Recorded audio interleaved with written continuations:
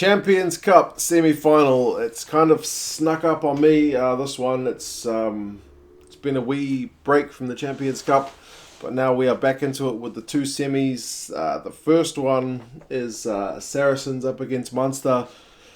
Both pool winners and two teams who kind of got to this stage of the competition in different ways.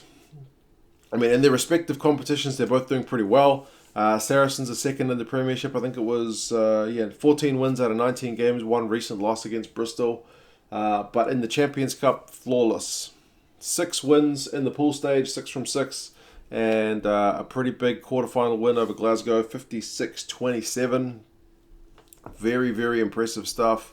A side that likes to score a lot of points in Europe. The BBC had a good stat from them, averaging 34.4 points per game in Europe and more than 4 tries a game.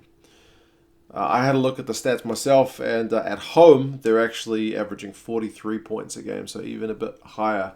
Although this game is being played at the Ricoh, not at their traditional home, so whether that has any bearing on the result, I guess time will tell. For Munster, it's kind of a different story. They're also their pool winners in Pool 2. 4 wins, a draw, and a loss. Surprisingly, you would actually say that draw was one of their more impressive results because they were expected to go to Exeter and get hammered, and they didn't. They managed to walk away with some points. Really, really managed to close those guys down well. So it was a very big draw, if you can ever say such a thing. They did lose the one match to Cast away in France. Otherwise, they won their 4 games.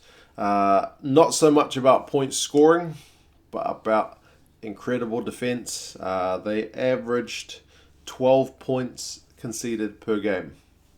12. So a very, very hard team to score points against. They've not been cutting teams up. The BBC had a good stat on their run meters. They've only got 280 run meters per game. So that's, I think, the lowest than any other side. So they've been doing a bit of kicking work and just holding teams out with incredible defence. So it is very much two teams with differing styles kind of coming head to head to see which side will take out the other. It does have a pretty interesting setup about it, just with the fact that it's an English team, it's a Irish team, and just such different styles. So you look at the lineups. Saracens, Liam Williams is back, so that's good news for them. Brad Barritt's there. I'll put these teams in the description so you guys can have a look, but it's a pretty tough looking Saracens side. Let's imagine I've got some Saracens gear on the wall because I unfortunately do not have any Saracens gear as yet. George has been impressive. Was it BBC or somebody else who had a good stat on him as well? His line-out throws have been like 94%. So it's one area that they are really excelling. And if you look at a lot of the stats on rugby in general, winning your line-out sets up a lot of points. So that seems to be a thing for Saracens as well. Both the Vunipola brothers are playing. One of them's been in the news for kind of the wrong reasons of late. There's a bit of talk that might be unleashed on the pitch, a bit of frustration perhaps. Farrell's playing. Itoje is there in the second row, so it is a very, very tough looking Saracens team. Maitland, Goode. So for Munster, there are a couple of key guys out. Let's imagine I'm wearing a Munster jersey instead of a Queensland Reds jersey. At least it's red. O'Mahony is captain. I think he was rested in the last Pro 14 game.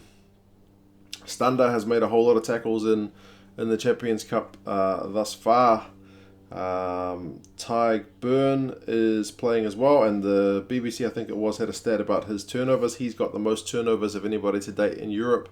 So that's kind of part of the reason that they can be so fantastic on defence, is you've got Stander and Beirne making tackles and turning people over.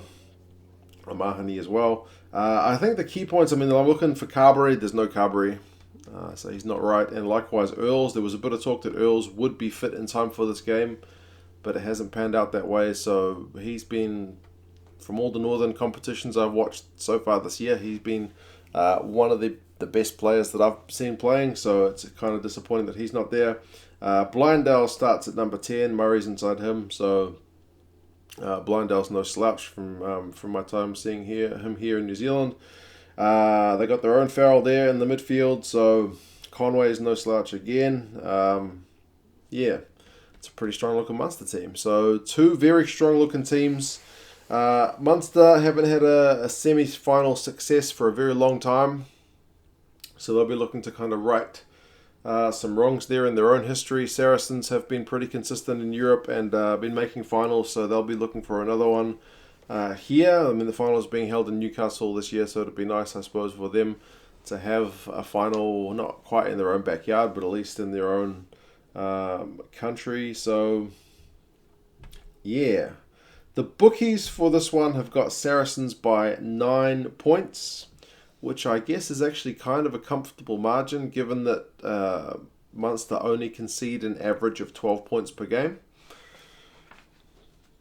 So, I mean, I guess it's the home factor, but like I said, it's at the Rico, so that might have an effect.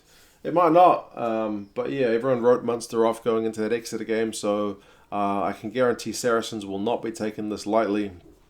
You look at the lineup they've picked, and that's a team picked to get themselves to a final. So, yeah, it's going to be a massive game. You guys let me know your thoughts on this one. How do you think it's going to go? Do you think Saracens will keep up with their kind of flawless run and go and put a whole bunch of points on Munster? Or do you think Munster's immense defence will also be able to break down the things that Saracens are doing and they'll be able to hit back? You guys let me know your thoughts, and I will talk to you again soon. See you later.